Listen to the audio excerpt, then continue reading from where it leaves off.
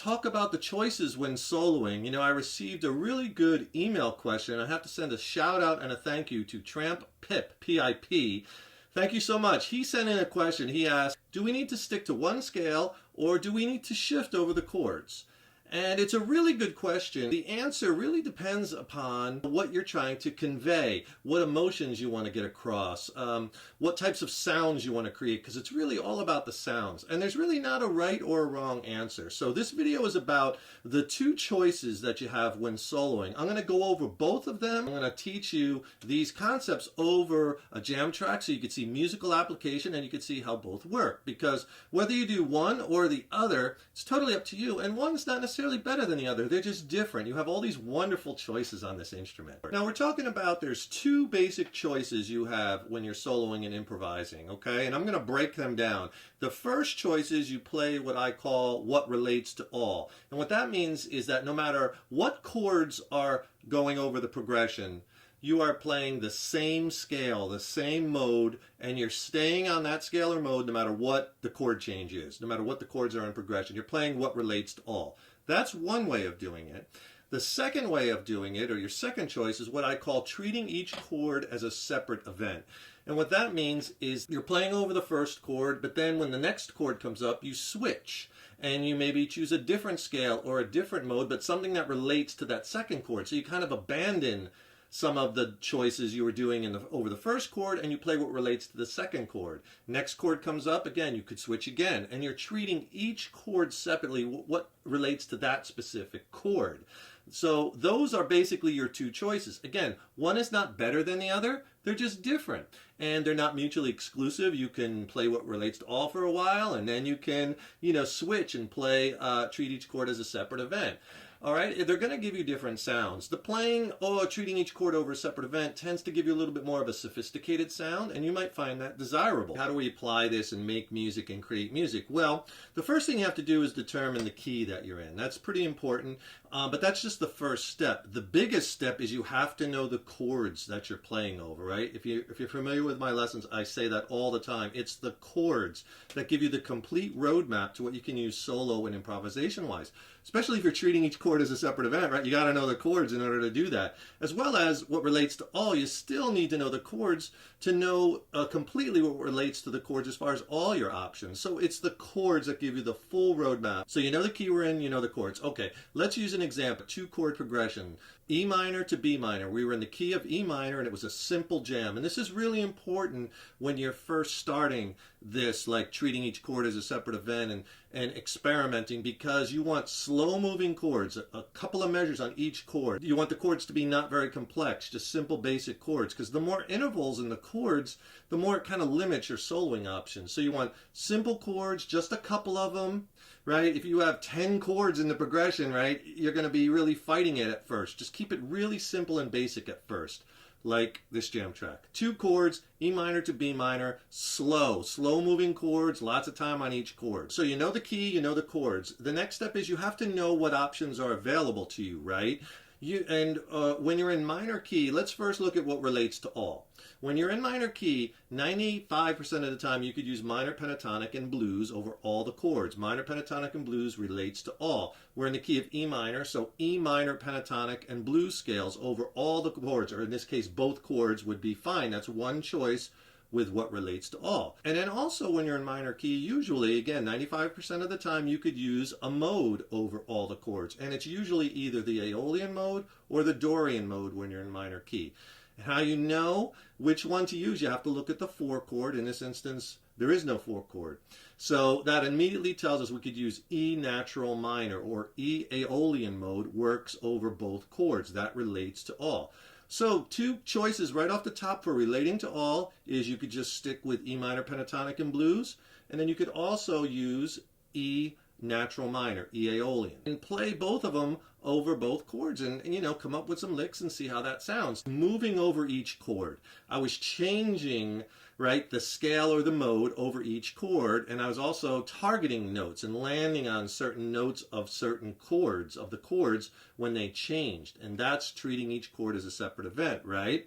That's because with melodic soloing, that style of playing over the chords works really well. You want to experiment, try one, try the other, try both, see what sounds best to your ears, what moods you want to create, what textures, right?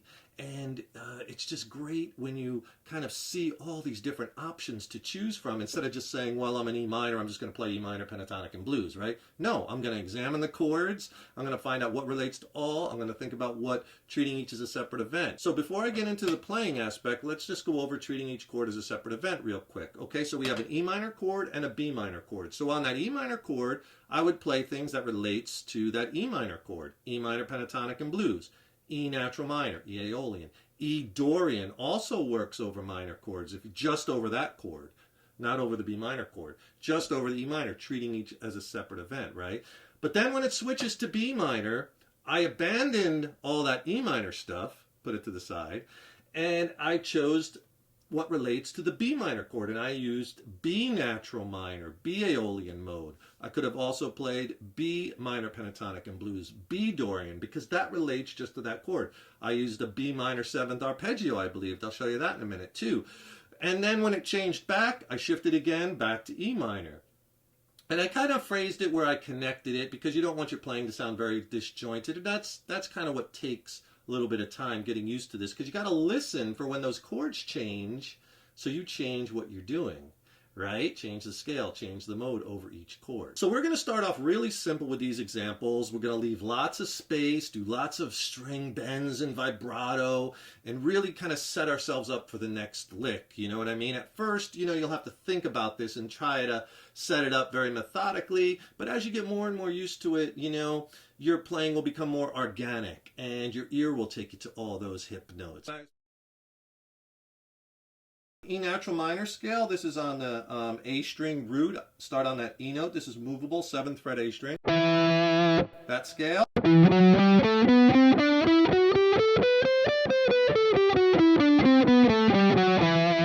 Like this.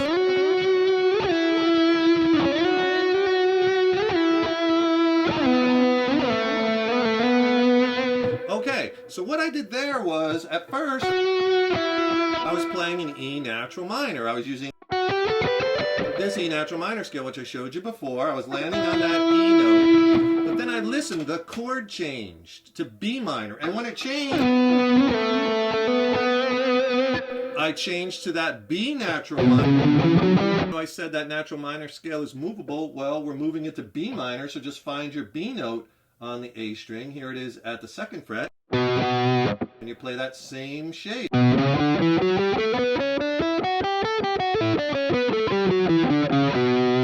B natural minor, B Aeolian. I played, and I continued because I'm in B minor and I'm playing B Aeolian, B natural minor. Landed and ended on the B note. A lot of vibrato, lots of space. And like I mentioned earlier, having, you know, musical application for these concepts and practicing them over jam tracks is so essential, right? And if you want the jam track that I'm using in this lesson, I'll tell you what, I'll send you this jam track and 5 more, my jam track coach. 6 killer jam tracks and 2 ebooks. And in the ebooks, I talk about each track by track. I go over the chords, I go over soloing strategies, I go over different scales to try and why they work. And then all of the scales are diagrammed out in the 2nd ebook, the scales ebook. So it's a great little practice tool. I'll send it to you for free. Just click on that link below. So you can see how I'm taking this E minor, E natural minor over the E minor chord. It changes, sliding into B minor. And you could just hold those notes at first. Change, just so you can kind of establish and get the hang of, okay, landing right at that change. The next thing I did now, the chord changes to E minor again.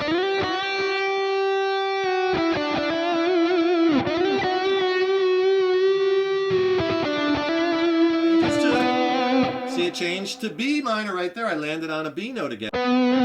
But what I did there was I went back to E natural minor scale. Lots of bends, half-step bends for this type of jam are so nice. Lots of vibrato, lots of space in your playing. And I timed it so when the change came, I landed on my B note. Now, I'm right in B natural minor or B minor pentatonic, right? The scales I showed you before. And here's B Aeolian off of the low E string root at the 7th fret B. But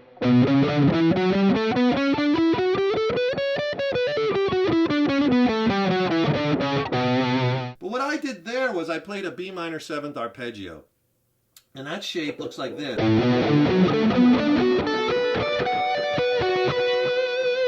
And the lick I played was I landed on the B, and then I wanted to get up to this B, so I connected it.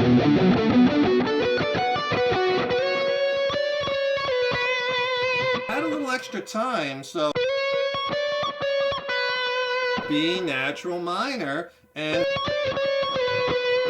I landed on a B note.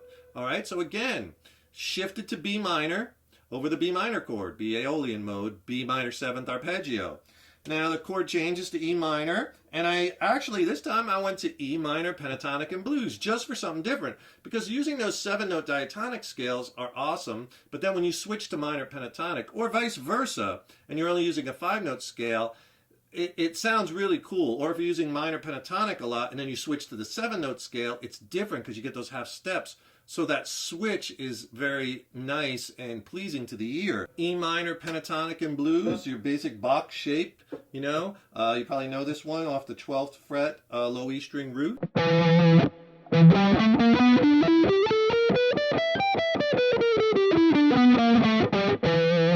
And you could play that E minor pentatonic scale anywhere. Here it is off the 7th fret A string root.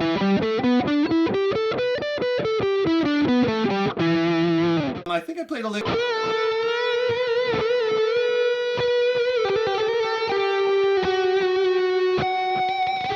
Okay, this time what I want to do is I wanted to target a strong note over that B minor chord because it's going to change. So over the E minor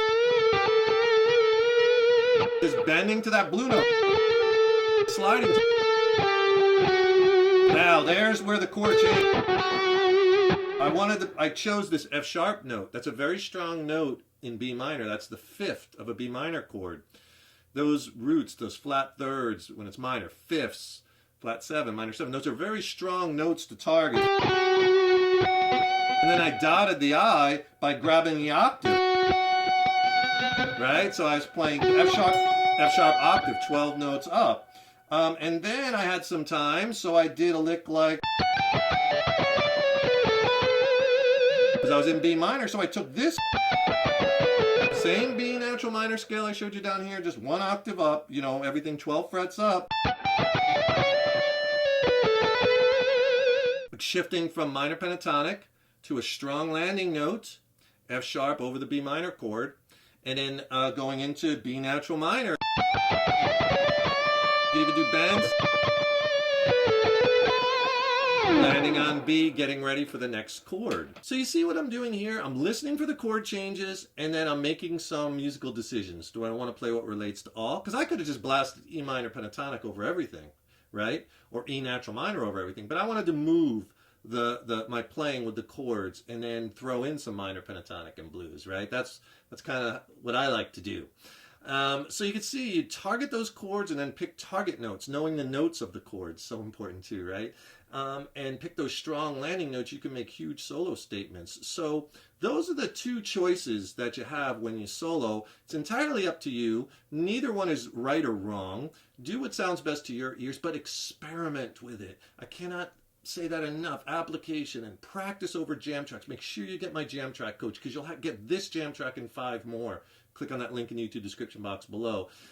And just sitting there and putting on that track, getting lost in it, listening to those chords, man, I'll tell you, you will get this down. And study the relationship between chords and scales. That's so important because you have choices. You might like the sound of Dorian better than natural minor, or maybe getting into harmonic minor or some of the other different scales or modes. But studying that relationship between chords and scales and what sounds best to your ears is so important. All right, have fun with it, get lost in it, and keep rocking it. Don't forget, subscribe to the channel. You know, that really helps us to keep bringing the content, and then you'll be notified when we have new lessons posted. And also, don't forget, click on that link in the YouTube description box below. Get my killer practice tool, my Jam Track Coach, 6 killer jam tracks, 2 ebooks for free. Thank you so much for checking out this video, and thank you so much for your support over the years and years. So appreciated. Keep up all that hard work on those guitars. Keep having fun with them. And remember, your guitar playing is an evolution. So enjoy the journey. Take care, rock on. I'll see you in the next lesson.